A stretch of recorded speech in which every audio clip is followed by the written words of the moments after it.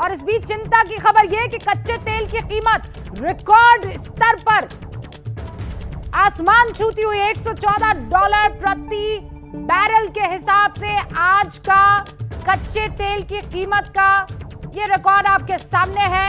ये पहली मर्तबा हो रहा है कि $100 प्रति बैरल इन पिछले कुछ सालों में 2014 के बाद से ये पहली बार हुआ है। पहले तो $100 प्रति बैरल पर पहुंचा और अब ये कहा जा रहा है कच्चा तेल आसमान छूता हुआ $114 प्रति बैरल।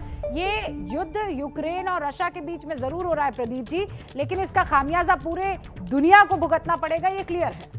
बिल्कुल, देखिए पूरी दुनिया अभी कोरोना से निकलने की, सारी देशों की अर्थव्यवस्थाएं जो है निकलने की कोशिश कर रही थी। लग रहा था स्थिति बेहतर होगी। ऐसे में अब जो खबरें आ रही हैं तेल की, इस युद्ध का कोलेटरल डैमेज जो है सारी दुनिया के सारे देशों की अर्थव्यवस्था होगी, महंगाई बेतहाशा बढ़ेगी।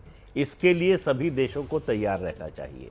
ये युद्ध अगर टाला जा सकता तो ज़्यादा बेहतर होता पूरी दुनिया के लिए, लेकिन अब ऐसा हो नहीं पाएगा। शुरू में आपने एक सवाल जो पूछा था कि क्या संदेश देना चाहता है रूस, मुझे लगता है कि वो यूक्रेन को एक संदेश देना चाहता है कि हम आपको क्राइमिया नहीं समझते हैं, आपको मिलाने नहीं जा रहे हैं रूस में, आप अलग देश रहेंगे, लेकिन हमको अपने देश की सुरक्षा की चिंता है, उसको हम नज़रअंदाज नहीं कर सकते। दूसरी बात, 2-3 और खबरें जो रुबिका जी आई हैं, जिस तरह से कल खार्किव से भारतीय छात्रों को निकालने के लिए लगभग 6 से 8 घंटे का एक तरह से युद्ध विराम जैसा हुआ। रूस ने ये विंडो दिया भारत को कि इस समय में निकाल लीजिए अपने छात्रों को। उसके अलावा आज रूसी विदेश मंत्रालय के हवाले से खबर आ रही है कि रूस की सीमा पर भी एक कॉरिडोर बनाया जा रहा है कि अगर जो छात्र वहाँ उस तरफ आना चाहें वहाँ आ सकते हैं। और तीसरी खबर यह है कि जो बच्चे लौटे हैं उनके लिए मुश्किल है कि उनका आगे का करियर क्या होगा, उनका लौटना बड़ा मुश्किल होगा। तो भारत सरकार इस बात पर विचार कर रही है कि उनको भारत के मेडिकल कॉलेजेस में किस तरह से एडजस्ट किया जाए, कैसे उनको रीएडमिशन या इस तरह का एडमिशन दिया जाए। शुक्रिया सर, ये तीनों बड़ी खबरें हैं जो आपने दर्शकों तक पहुंचाई है और दिबांग भी इस वक्त आपको स्क्रीन पर दिख रहे हैं। दिबांग, यहाँ से अब कितना और आगे जाते हुए इस पूरे मसले को आप देख रहे हैं, क्योंकि कई शहरों को रूस ने कब्जे में कर लिया है, दूसरी तरफ यूएनजीए में उसके खिलाफ निंदा प्रस्ताव पारित हो गया है, लेकिन टस से मस नहीं है रशिया। जी हाँ, रशिया एक तरीके से जिद पे अड़ा हुआ है। बहुत ही जिद्दी घमंडी किस्म के वहाँ पर एक नेता हैं जो कर रहे हैं। और ये जो हम लोग बमबारी देख रहे हैं खैरसन में, 3-4 बातें मुझे कहनी है, मुझे समय दीजिएगा। खैरसन में जो हम बमबारी देख रहे हैं वो एक तरीके से रूस का जो पहला प्लान था, जिसमें उन्होंने कोशिश ये की थी कि 2.5 दिन के करीब लगेंगे और वो अपना झंडा फहरा देंगे यूक्रेन पर।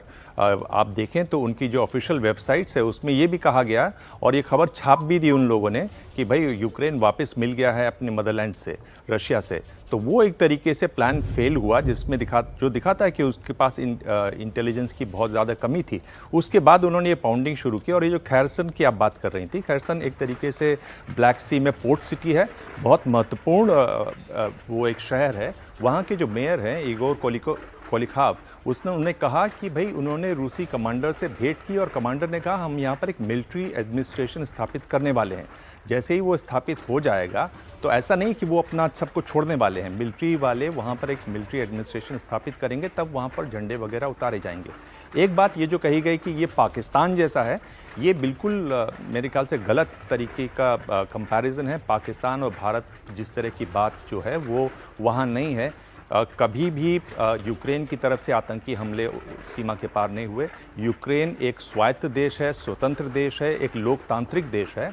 उस पर इन्होंने जाकर हमला किया ये कहते हुए कि वहाँ पर जो यहूदी हैं उन पर हमले किए जा रहे हैं, वहाँ पर नियो नाजीज आ गए हैं, जबकि हम जानते हैं कि वहाँ पर नरसंहार चल रहा है, ये तक कहा गया। तो इस तरह की फीडबैक के साथ वो वहाँ पर घुसे थे। और जबकि हम असलियत जानते हैं कि वहाँ पर अगर आप राष्ट्रपति को देखें तो वो खुद यहूदी हैं, जेलेंस्की। तो एक ये भी बात बहुत महत्वपूर्ण है। और जो आप ये हम देख रहे थे चित्र, उस पर मुझे थोड़ा सा ये कहना है कि बच्चे वहाँ से लौट कर आए हैं बहुत दिनों के बाद, 8-10 दिन से वो अलग बंकरों में रहे हैं। अगर हमारे मंत्री लोग उनको भाषण न दें, लौटते ही अपने माँ बाप से मिलने दें, गले मिलने दें, मिलकर रोने दें, एक दूसरे का दुख साझा करने दें, तो मेरे ख्याल से ज़्यादा अच्छा होगा।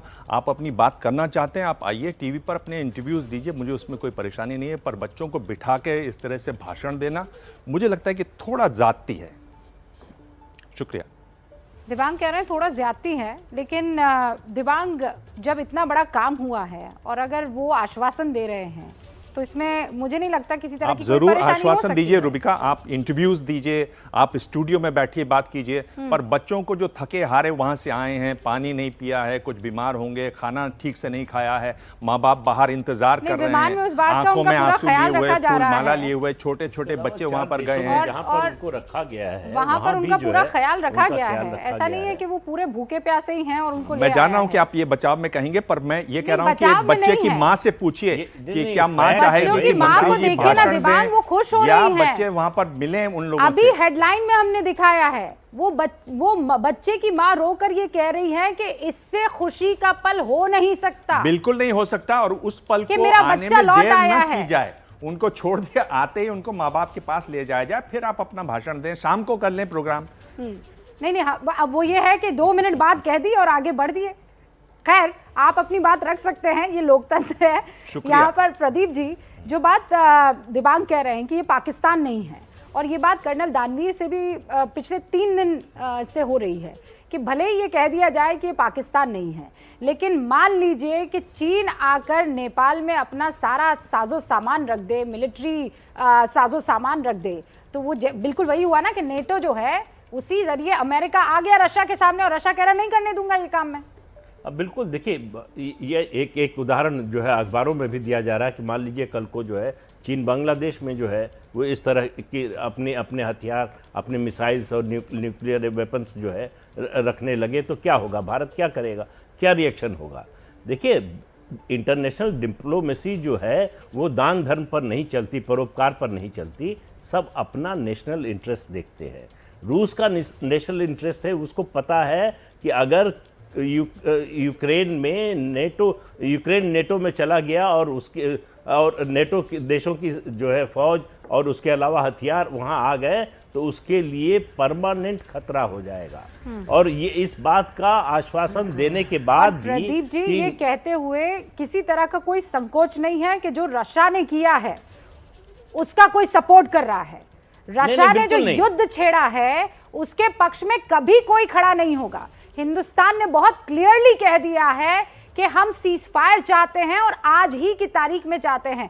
कर्नल दानवीर, जो बात दिव्यांग कह रहे हैं कि यहां जो रशिया की तरफ से किया जा रहा है ये बिल्कुल गैर जरूरी है। देखिए, फ्रॉम ह्यूमैनिटेरियन साइड और सिविलाइज्ड वर्ल्ड के हिसाब से देखें तो बिल्कुल गैर ज़रूरी लगता है, और एक तरीके से एक क्राइम लगता है। लेकिन एट द सेम टाइम, जैसे आप चाइना, नेपाल और सर बांग्लादेश का उदाहरण दे रहे थे, अगर उसको मद्देनज़र रखा जाए तो ये आपकी एक जियोपॉलिटिकल कंपल्शन हो जाती है। और इसी बीच हमें ये भी सुनने को मिल रहा है कि यूक्रेन जो था वो पीछे के रास्ते कुछ न्यूक्लियर हथियार एक्वायर करना चाह रहा था। नेटो फ्रंट पे आकर और यूक्रेन के अंदर डिप्लॉयमेंट नहीं कर रहा था, नेटो में वो शामिल नहीं कर रहा था यूक्रेन को, तो ये बैकडोर से कुछ न्यूक्लियर वेपन्स एक्वायर करने की बातें चल रही थी, और वो भी एक बहुत बड़ी परेशानी का कारण था, जिसकी वजह से ये एक्टिविटी हुई है जो अब हम देख रहे हैं। दिव्यांग कुछ कहना चाह रहे हैं? दिव्यांग, देखिए, मैं ये कह रहा हूं कि अगर आप इस युद्ध में रूस का बचाव कर रहे हैं, इसको जस्टिफाई कर रहे हैं, तो ये सरासर गलत है।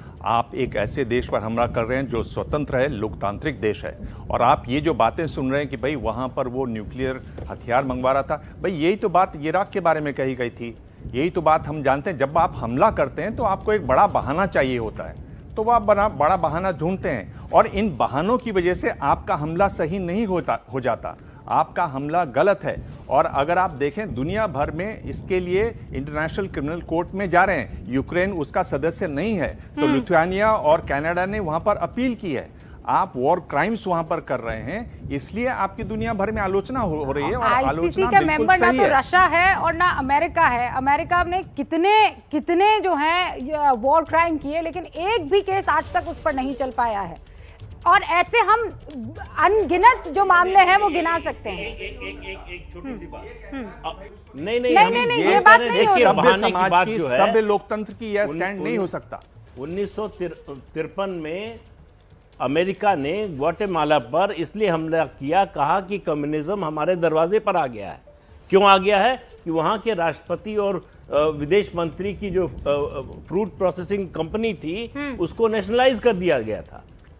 तो ऐसे बहाने पर अगर आप किसी देश पर हमला कर सकते हैं तो अपनी सुरक्षा के लिए, अगर कल को फिर मैं कह रहा हूं, अगर चीन बांग्लादेश में, नेपाल में ऐसा करता है तो भारत क्या करेगा? भारत के भारत क्या लिए करेगा? अपने बचाव, अपनी सुरक्षा में, देखिए कहा जाता है जो best defence, offence is the best defence. तो भारत को भी यही करना पड़ेगा। अब ये कोई युद्ध का समर्थन नहीं कर रहा, कोई रशिया का जो फिर किया मैं- उसने उसका फिर मैं समर्थन क्लियर नहीं कर कर देना रहा है। चाहती हूँ कि यहाँ कोई रशिया के स्टैंड को क्लियर नहीं कर सपोर्ट नहीं कर रहा है। किसी भी कीमत पर इस बात को सपोर्ट नहीं किया जा सकता है। और जैसा कर्नल दानवीर कह रहे हैं, इंसानियत के नाते कौन होगा जो कहेगा कि नहीं युद्ध हो जाना चाहिए? कौन होगा जो कहेगा कि युद्ध में सिविलियंस की जान जानी चाहिए?